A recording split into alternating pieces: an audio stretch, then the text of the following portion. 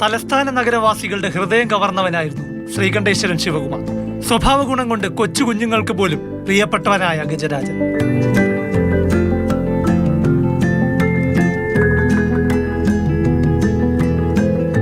ഒരു കൊല്ലം മുൻപ് അവൻ ഓർമ്മയായപ്പോൾ കരഞ്ഞു കലങ്ങിയ കണ്ണുകളുമായി തൊഴുകൈകളോടെ അവസാന നോക്ക് കാണാനും ഓർക്കാനും പ്രിയപ്പെട്ടവർ ഓടിയെത്തിയിരുന്നു.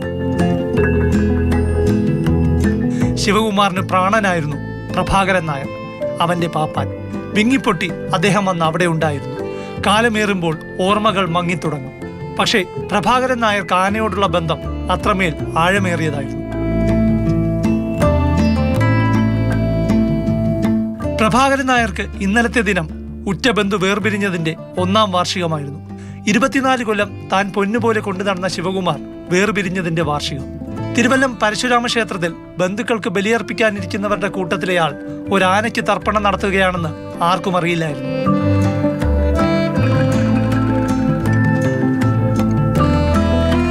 കുടുംബാംഗം പോലെ പ്രിയപ്പെട്ട ആനയ്ക്കായി പിതൃപൂജയും തിലഹോമവും നടത്തിയ ശേഷമാണ് പാപ്പൻകോട് സ്വദേശിയായ പ്രഭാകരൻ നായർ മടങ്ങിയത്. പാപ്പാനായി 34 വർഷം ജോലി ചെയ്തതിൽ 24 വർഷവും ശ്രീകണ്ഠേശ്വരൻ ശിവകുമാറിനൊപ്പമായിരുന്നു അദ്ദേഹത്തിന്റെ ജീവിതം. അതിനാൽ ശിവകുമാറിന്റെ വിയോഗത്തോടെ പാപ്പാൻ പണി അദ്ദേഹം അവസാനിപ്പിച്ചു. ശിഷ്ടമുള്ള സർവീസ് കാലം ഇനി ഒരു ആനയ്ക്കായി മാറ്റിവെക്കാൻ മനസ്സനുവദിക്കുന്നില്ല. തിരുവിതാംകൂർ ദേവസ്വം ബോർഡിന്റെ പ്യൂൺ വേഷമണിഞ്ഞു. പ്രശാന്ത് കൃഷ്ണ, മാതൃഭൂമി ന്യൂസ്, തിരുവനന്തപുരം.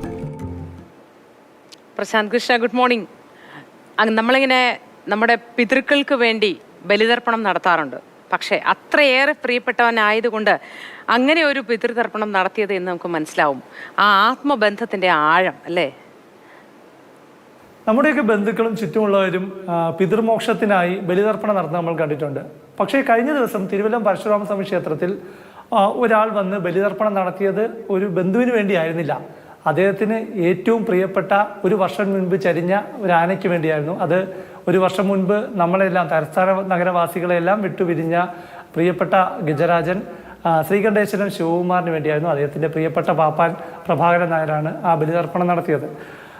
ഇതൊരു വലിയ സന്ദേശമാണ്. കാരണം ഒരു പാപ്പാൻ ആനയോട് എത്രത്തോളം സ്നേഹം പ്രകടിപ്പിക്കുന്നു എന്നതാണ്. കാരണം നമ്മുടെ നാട്ടിൽ പാപ്പാന്മാരെ ആന ഉപദ്രവിക്കുന്നതും ആന പാപ്പാന്മാരെ തിരിച്ചുപദ്രവിക്കുന്നതും എല്ലാം തന്നെ ഇടക്കാലങ്ങളിൽ നിത്യ സംഭവമായിരുന്നു. അത് ഒരു പാപ്പാനും ആനയും തമ്മിലുള്ള ബന്ധം എത്രത്തോളം ദൃഢതയും ആഴവുമുള്ളതാണ് എന്ന് തെളിയിക്കുന്നതാണ് ഇവരുടെ തമ്മിലുള്ള ഒരു വൈകാരിക ബന്ധം. കാരണം ഒരു വർഷത്തിന് ശേഷം ആ ഓർമ്മകൾ മായാതെ അദ്ദേഹം തൻ്റെ പ്രിയപ്പെട്ട 24 വർഷം താൻ പരിപാലിച്ച ആനയുടെ മോക്ഷത്തിന് വേണ്ടി വന്ന് ബലിതർപ്പണം നടത്തുന്നു എന്നത് ഒരു വലിയൊരു മാതൃക തന്നെയാണ്. കാരണം നമ്മുടെ കേരളത്തിലുള്ള ആനപ്പാപ്പാന്മാർ ഇത് കണ്ട് പഠിക്കേണ്ട കാര്യം തന്നെയാണ്. കാരണം താൻ പരിപാലി